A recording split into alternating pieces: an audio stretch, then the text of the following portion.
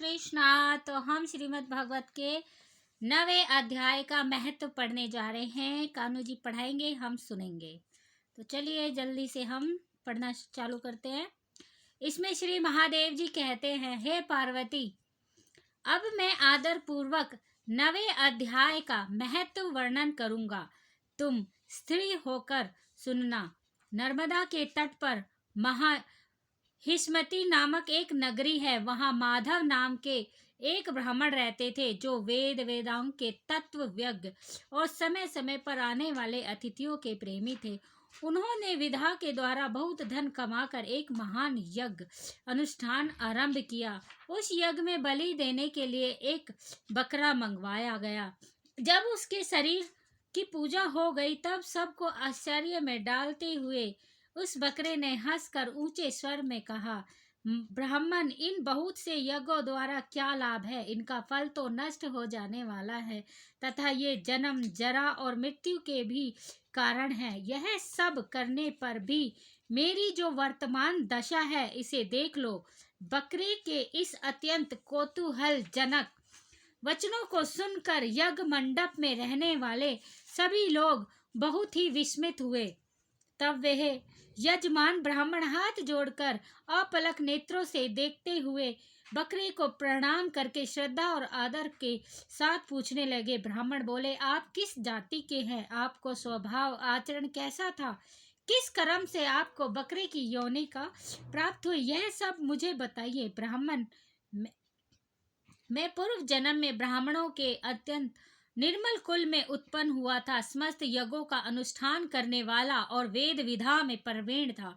एक दिन मेरी स्त्री ने भगवती दुर्गा की भक्ति से विनम्र होकर अपने बालक के रोग की शांति के लिए बलि देने के निमित्त मुझसे एक बकरा मांगा। तत्पश्चात जब चांडिका के मंदिर में वह बकरा मारा जाने लगा, उस समय उसकी माता ने मुझे शाप दिया, हे पापी, तू मेरे बच्चे का वध करना चाहता है, इसलिए तू भी बकरे की योनि में जन्म लेगा। द्विज श्रेष्ठ, तब कालवश मृत्यु को प्राप्त होकर मैं बकरा हुआ। यद्यपि मैं पशु योनि में पड़ा हूँ, तो भी मुझे अपने पूर्व जन्मों का याद है, स्मरण बना हुआ है। ब्राह्मण, यदि आपको सुनने की उत्कंठा हो तो मैं एक और भी आश्चर्य से बात बताता हूँ। कुरुक्षेत्र नामक एक नगर है, जो मोक्ष प्रदान करने वाला है। वहाँ चंद्र शर्मा नामक एक सूर्यवंशी राजा राज्य करते थे। एक समय जबकि सूर्य ग्रहण लगा था, राजा ने बड़ी श्रद्धा के साथ काल पुरुष का दान करने की तैयारी की। उन्होंने वेदांकों के पारगामी एक विद्वान ब्राह्मणों को बुलवाया और पुरोहित के साथ वे तीर्थ के पावन जल से स्नान करने को चले। तीर्थ के पास पहुंचकर राजा ने स्नान किया और 2 वस्त्र धारण किए।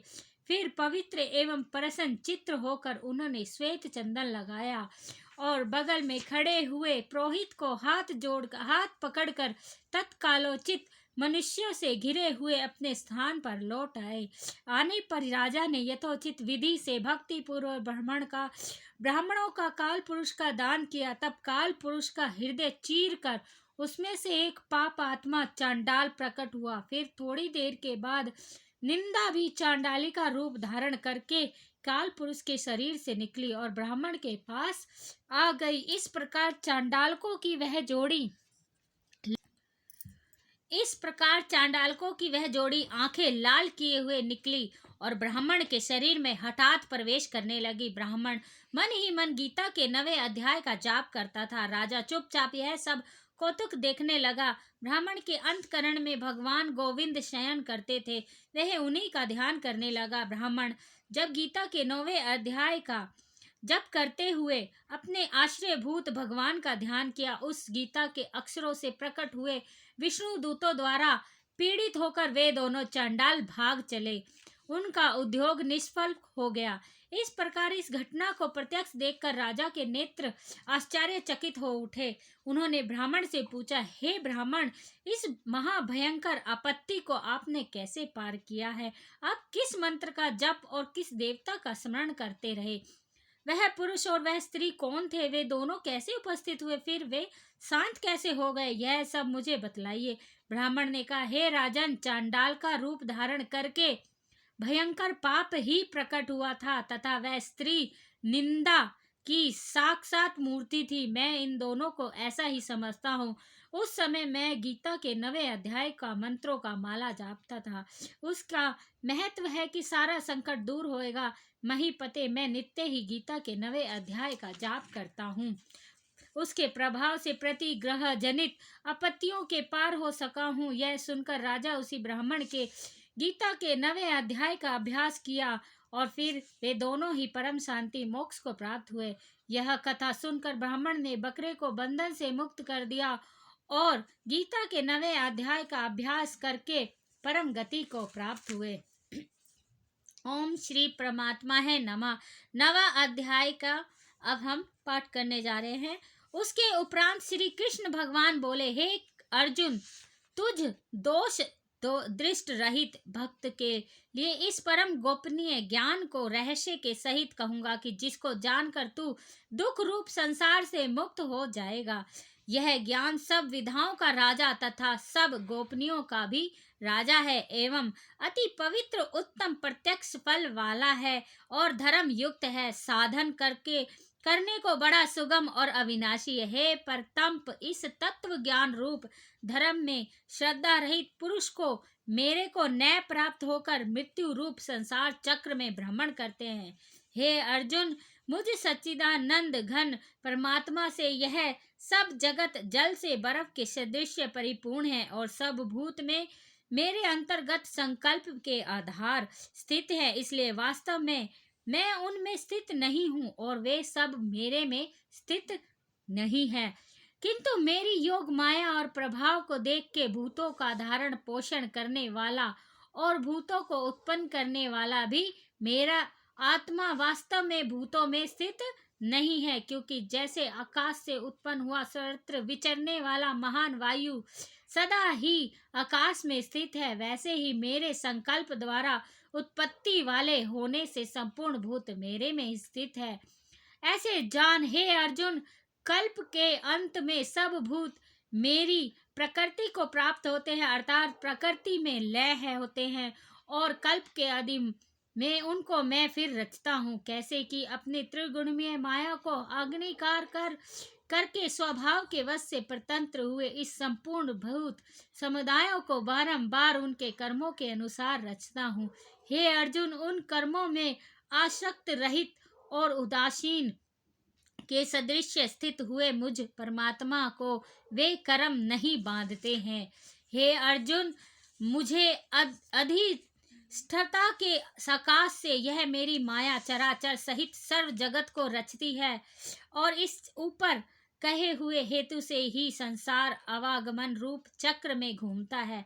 ऐसा होने पर भी संपूर्ण भूतों के महा ईश्वर रूप मेरे परम भाव को न जानने वाले मूढ़ लोग मनुष्य का शरीर धारण करने वाले मुझ परमात्मा को तुच्छ समझते हैं, अर्थात अपनी योग माया से संसार के उद्धार के लिए मनुष्य रूप में विचरते हुए को साधारण मनुष्य मानते हैं, जो कि वृथा आशा, वृथा कर्म और वृथा ज्ञान वाले अज्ञानी जन राक्षसों के और असुरों के जैसे मोहित करने वाले तामसी स्वभाव को ही धारण किए हुए हैं। परंतु हे कुंती पुत्र देवी, प्रकृति के आश्रित हुए जो महात्मा जन हैं वे तो मेरे को सब भूतों का सनातन कारण है और नाश रहित है। अक्षर स्वरूप जानकर अनन्य में मन से युक्त हुए निरंतर भजते हैं। वे दृढ़ निश्चय वाले भक्त जन निरंतर मेरे नाम और गुणों का कीर्तन करते हुए तथा मेरी प्राप्ति के लिए यत्न करते हुए और मेरे को बारंबार प्रणाम करते हुए सदा मेरे में ध्यान में युक्त हुए अनन्य भक्ति से मुझे उपासते हैं। उनमें कोई तो मुझ विराट स्वरूप परमात्मा को ज्ञान यज्ञ के द्वारा पूजन करते हैं। वे एकत्व भाव से अर्थात जो कुछ है सब वासुदेव ही है इस भाव से उपासते हैं और दूसरे पृथक भाव से अर्थात स्वामी सेवक भाव से और कोई कोई बहुत प्रकार से भी मुझे भजते हैं, क्योंकि कृत अर्थात श्रोत कर्म में मैं ही हूँ, यज्ञ अर्थात पंच महायज्ञ आदि सर्मार्थ कर्म में मैं हूँ, स्वधा अर्थात पितरों के निमित्त दिया जाने वाला अन्न मैं ही हूँ, औषधि अर्थात सब वनस्पतियों में मैं ही हूँ, एवं मंत्र में मैं हूँ, घृत में मैं हूँ, अग्नि में मैं हूँ, हवन रूप क्रिया में भी मैं ही हूँ। हे अर्जुन, मैं ही इस संपूर्ण जगत का धाता हूँ, अर्थात सब वनस्पति भी मैं हूँ, एवं मंत्र मैं हूँ, घृत मैं हूँ, अग्नि मैं हूँ, हवन रूप क्रिया भी मैं ही हूँ। हे अर्जुन, मैं ही इस संपूर्ण जगत का धाता हूँ, अर्थात हृदय हूँ, धारण पोषण करने वाला एवं कर्म के फलों को देने वाला तथा पिता माता और पिता मैं ही हूँ। जानने योग्य पवित्र ओमकार तथा ऋग्वेद, सामवेद और यजुर्वेद भी मैं ही हूँ। हे अर्जुन, प्राप्त होने योग्य तथा भरण पोषण करने वाला, सबका स्वामी, शुभाशुभ का देखने वाला, सबका वास स्थान और शरण लेने वाला और प्रति उपकार न चाहकर हित करने वाला और उत्पत्ति प्रलय रूप तथा सबका आधार निधान और अविनाशी कारण भी मैं ही हूँ। मैं ही सूर्य रूप हुआ तपता हूँ तथा वर्ष को आकर्षण करता हूँ और वर्षाता हूँ। और हे अर्जुन, मैं ही अमृत और मृत्यु एवं सत और असत भी सब कुछ मैं ही हूँ। परंतु जो तीनों वेदों में विधान किए हुए सकाम कर्मों को करने वाला और सोम रस को पीने वाला एवं पापों से पवित्र हुए पुरुष मेरे को यज्ञ के द्वारा पूज कर स्वर्ग की प्राप्ति को चाहते हैं, वे पुरुष अपने पुण्यों के फल रूप इंद्र लोक को प्राप्त होकर स्वर्ग में दिव्य लोक देवताओं को भोगों को भोगते हैं। वे उस विशाल स्वर्ग लोक को भोग कर पुण्य क्षीण होने पर मृत्यु लोक को प्राप्त होते हैं। इस प्रकार स्वर्ग के साधन रूप तीनों वेदों में कहे हुए सकाम कर्म के शरण हुए और भोगों की कामना वाले पुरुष बारंबार जाने आने को प्राप्त हुए हैं, अर्थात पुण्य के प्रभाव से स्वर्ग में जाते हैं और पुण्य क्षीण होने से मृत्यु लोक में आते हैं। जो अनन्य भाव से मेरे में स्थित हुए भक्त जन मुझे परमेश्वर को निरंतर चिंतन करते हुए निष्काम भाव से भजते हैं, उन नित्य एक ही भाव से मेरे में स्थित वाले पुरुषों को योग से मैं स्वयं प्राप्त कर देता हूँ। हे अर्जुन, यद्यपि श्रद्धा से युक्त हुए जो सकामी भक्त दूसरे देवताओं को पूजते हैं, वे भी मेरे को ही पूजते हैं, किंतु उनका वह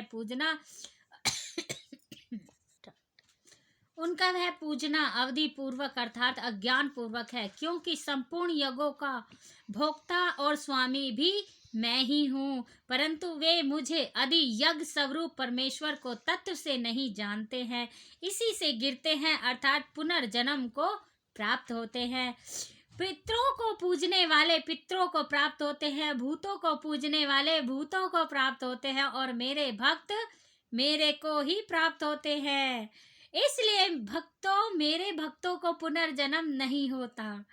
हे अर्जुन, मेरे पुनर्जन्म में ये सुगमता भी है कि पत्र, पुष्प, फल, जल इत्यादि जो कोई भक्त मेरे लिए प्रेम से अर्पण करता है, उस शुद्ध बुद्धि निष्काम प्रेमी भक्त का प्रेम पूर्वक अर्पण किया हुआ वह पत्र, पुष्प आदि का मैं सगुण रूप से प्रकट होकर प्रति सहित खाता हूँ।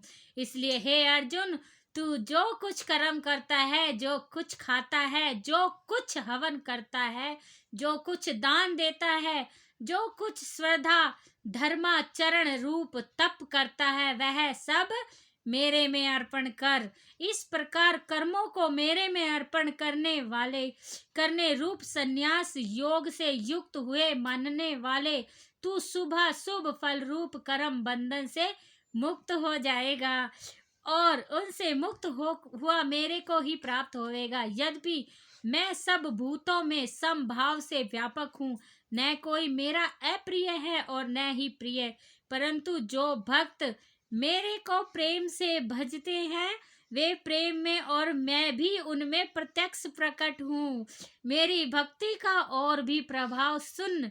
यदि कोई अतश्य दुराचारी भी अनन्य भाव से मेरा भक्त हुआ है, मेरे को निरंतर भजता है, वह साधु ही मानने योग्य है, क्योंकि यह यथार्थ निश्चय वाला है, अर्थात उसने भली प्रकार निश्चय कर लिया है कि परमेश्वर के भजने के समान अन्य कुछ भी नहीं है, इसलिए वह शीघ्र ही धर्मात्मा हो जाता है और सदा रहने वाली परम शांति को प्राप्त होता है। हे अर्जुन, तू निश्चय पूर्वक सत्य जान कि मेरा भक्त नष्ट नहीं होता है, क्योंकि हे अर्जुन, स्त्री, वैश्य और शूद्रादिक तथा पापी योनि वाले भी जो कोई होवे, वे भी मेरे शरण होकर तो परम गति को ही प्राप्त होते हैं।